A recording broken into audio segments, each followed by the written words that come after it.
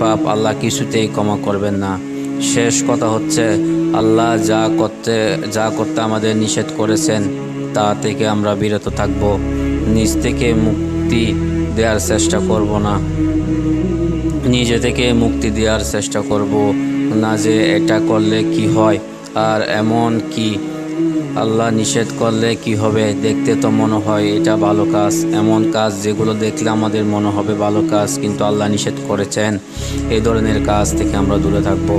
তো বন্ধুরা, বাসসিসা এবং একটি মেয়ের গল্প থেকে আপনারা বুঝতে পারলেন যে শয়তান কত বড় ভয়ানক।